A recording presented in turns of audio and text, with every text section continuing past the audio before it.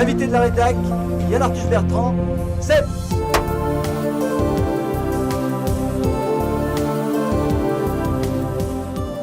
Pour commencer, une question toute simple. On est ici donc à Clermont-Ferrand pour cette première rencontre du réseau des villes Michelin. Pourquoi avoir accepté une invitation comme celle-ci ? Parler aux maires des grandes villes du monde entier de développement durable, c'est pas ridicule. Voilà, c'est plutôt une bonne chose. Et donc, très sérieusement, je suis venu ici parce que j'ai envie de parler aux maires. Et les maires peuvent changer facilement des choses. Voilà, c'est vraiment par rapport à un gouvernement, par exemple, à un État, c'est beaucoup plus difficile. Dans une mairie, ils peuvent régler le transport, mettre du bio dans les écoles, voilà, arrêter les pesticides dans les jardins publics. C'est ce que peuvent faire les maires. En plus, les maires, aujourd'hui, ont pris conscience de beaucoup de choses. Qu'en fin de compte, l'environnement, c'est du bon sens.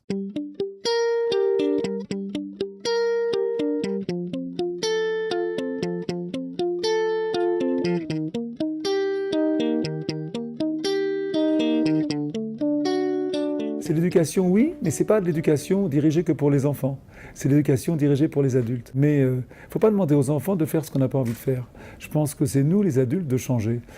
On me dit, oh, c'est formidable, tu vas dans les écoles, tu vas parler, nous, avec la Fondation, on fait des posters dans les écoles, on fait beaucoup d'opérations, mais on s'aperçoit que quand les enfants sont très au courant de ce qui est en train de se passer, là, ils trient les déchets, ils dessinent sur l'environnement, parce que les professeurs aussi sont très proches de l'environnement. Je crois que c'est le milieu social en France où vraiment ils sont plus conscients de ce qui est en train de se passer, c'est le milieu éducatif. Et ils font un boulot formidable.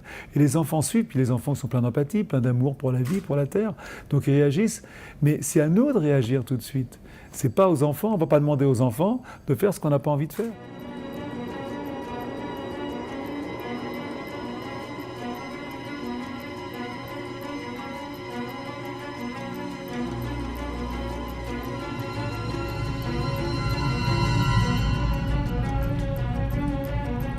On n'a pas trouvé de système de vivre autrement, donc on continue, tout en se disant, ben voilà, on ne peut pas faire autrement. Moi qui suis un écolo profond, et puis aussi ça m'intéresse, ça me passionne, j'ai beaucoup plus voyagé, peut-être plus que les autres.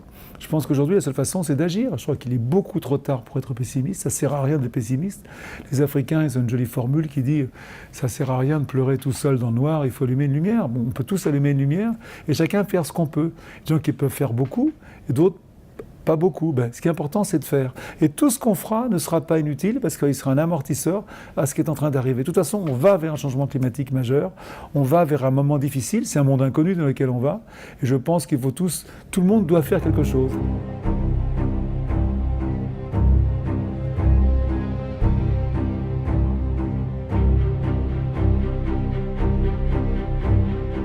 Je ne suis pas un scientifique. Je vous conseille de lire tous cet appel de 15 000 scientifiques. 15 000 scientifiques, c'est beaucoup. Qu'on fait un appel au monde entier en disant que si on ne changeait pas aujourd'hui, demain il sera trop tard.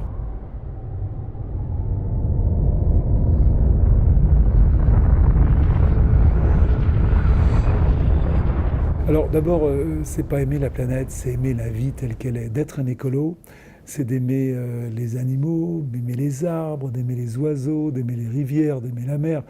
Mais c'est aussi de s'aimer soi-même. C'est important, ça, de se respecter dans sa consommation. Et de s'aimer soi-même, c'est aussi d'avoir une vie en accord avec votre éthique et votre morale de votre vie. Et puis, c'est surtout d'aimer les autres. Ça, c'est très important.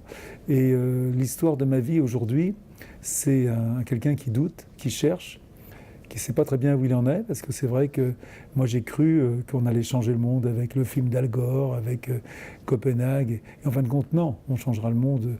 C'est moi qui essaierai de changer le monde à ma façon, et toi aussi tu peux le faire. Et c'est pas ridicule de penser qu'on a une mission, mais c'est pas une mission, c'est pas voilà, d'être un bon père, un bon chef d'entreprise, d'aider les autres, de faire du bénévolat, de s'engager. Voilà, on a tous cette espèce de mission de faire un monde meilleur.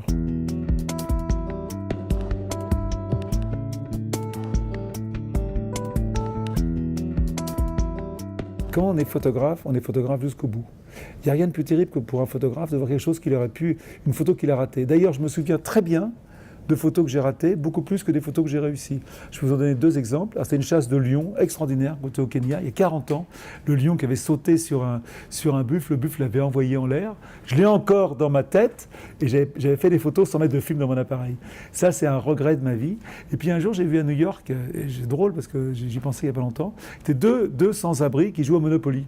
Avec, tu vois, je t'achète un immeuble et tout, ils étaient sur des paquets de cartons et ils jouaient au Monopoly à New York. Et j'avais pas l'appareil photo et c'est une photo que j'ai ratée. Enfin, quand les photos ratées sont plus dans ma tête que les photos réussies.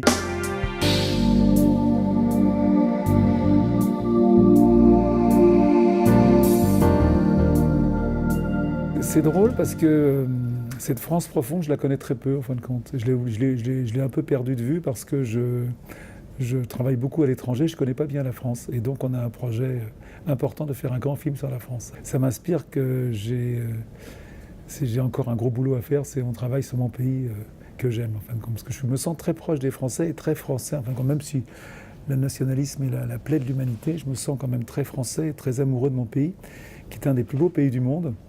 Et c'est Tesson qui dit la France est un paradis peuplé de gens qui pensent qu'ils vivent en enfer. Moi, je pense qu'on vit au paradis. On est un très très beau pays, une beauté incroyable, avec des lois sociales inouïes. Il n'y a pas beaucoup de pays avec ces lois qu'on a, l'éducation, la santé, l'aide au chômage, incroyable. Et je pense qu'on croit ça comme un dû, sans se rendre compte qu'on a une chance inouïe par rapport à d'autres pays. Il faut absolument le préserver, le garder. Et pour le garder, il faut faire partie de ce monde social, il faut s'engager, il faut soi-même faire partie de ce monde qui aide, qui aime et qui partage. Important. Moi, j'ai envie de parler d'amour, de gentillesse et de bienveillance. Voilà. Merci beaucoup. Avec plaisir. Répondu.